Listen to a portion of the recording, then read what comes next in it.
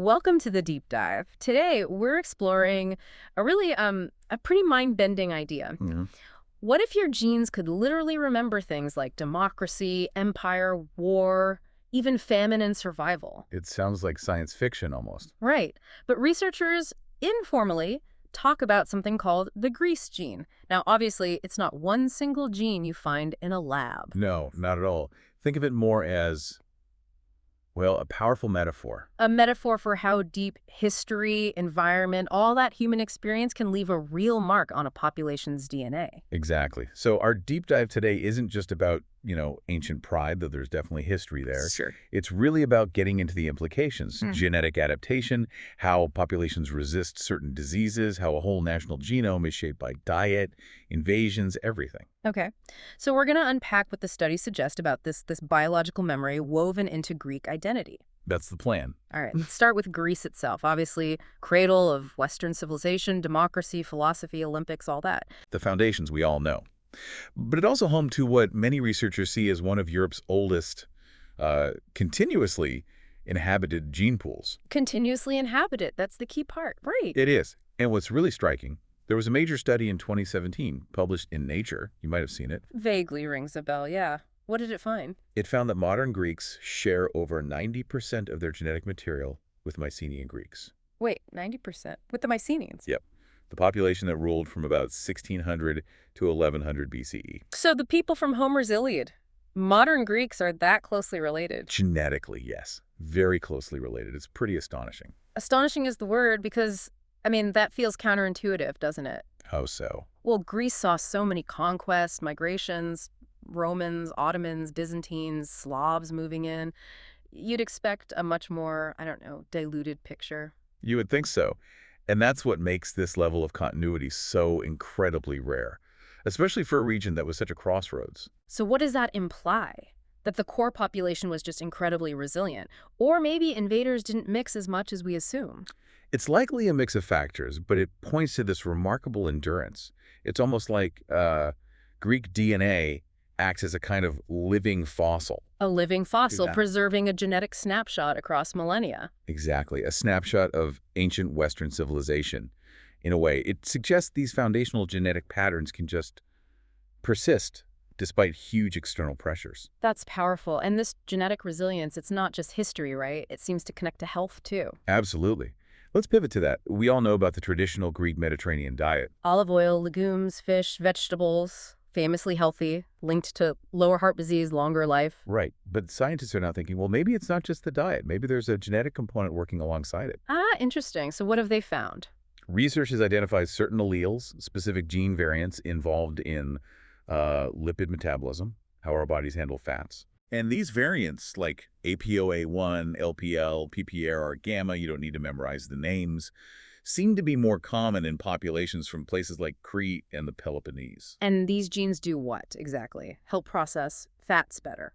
They help regulate fat storage, yeah, but also things like inflammatory responses and blood sugar balance, key aspects of metabolic health.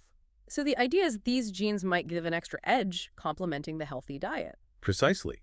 It could offer a biological explanation for why Greece traditionally has had lower rates of cardiovascular disease, something like 116 deaths per 100,000, compared to over 150 in many other EU countries. Even with, moderate amounts of things like alcohol or meat sometimes included in the diet. Even with those factors, Yeah. it suggests this powerful interplay between ancient genetic adaptations and a traditional lifestyle, nature and nurture working together. That's fascinating.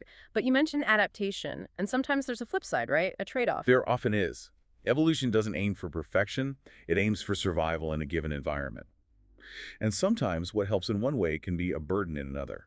Okay, so what's the trade-off we see in Greek genetics? A major example is thalassemia.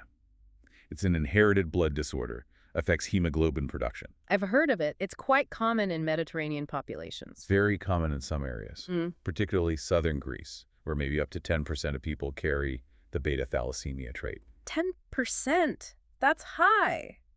Why would a gene variant causing a blood disorder become so common? Well, scientists think this is a classic evolutionary trade-off. A genetic compromise, if you will. A compromise for what? What was the advantage? The prevailing theory connects it to malaria. Malaria used to be endemic, really widespread, in southern Greece. Ah, okay. And it turns out that carriers of the thalassemia trait people with one copy of the gene variant seem to have had increased resistance to malaria.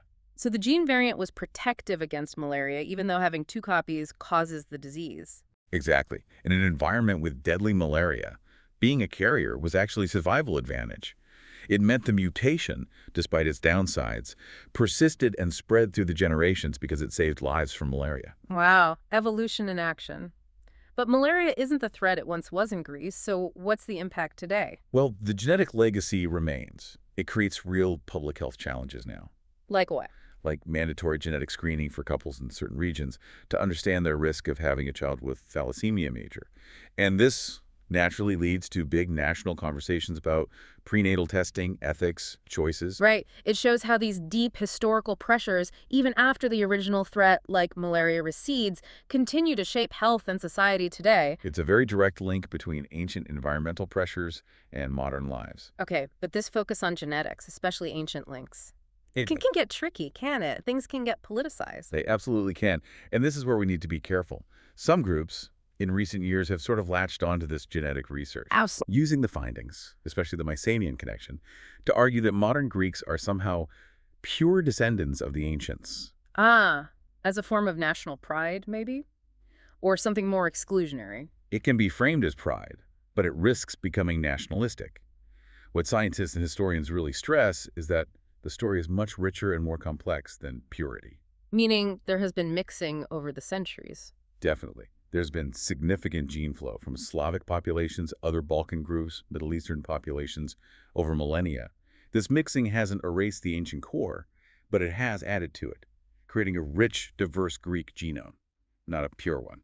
So this idea of purity is, well, scientifically inaccurate. It is, and historians warn about romanticizing ancient DNA this way. Why? What's the danger? It can easily slide into genetic nationalism, using genetics to define who belongs, who doesn't, ethnic gatekeeping.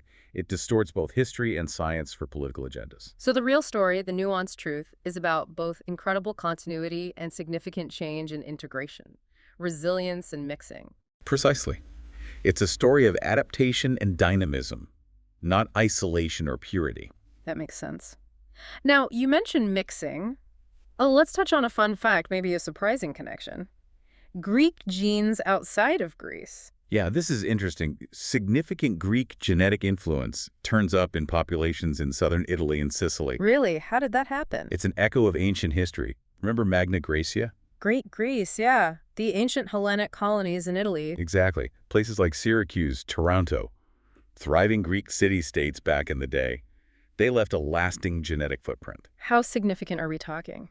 Some studies suggest that certain groups, maybe in Calabria or Sicily, share as much as 40 or even 50% of their genetic markers with mainland Greek populations. 40 to 50%? Wow, that's a huge historical marker right there in the DNA. It really shows how interconnected these ancient Mediterranean civilizations were, not just culturally, but biologically. Okay, so after digging into all this, let's circle back. The Greece gene. Is it real? Well, like we said at the start, not literally. There isn't one gene. But as that metaphor for endurance, diversity, biological memory, history written in biology. As that, yes, I think it absolutely functions that way. It captures something real about the Greek experience across millennia. It really does, which leads to maybe a final thought for our listeners to ponder. Go for it. When you hear stories like this Greek DNA, with its ancient links, its health trade-offs, its political interpretations, it makes you think, doesn't it? About what?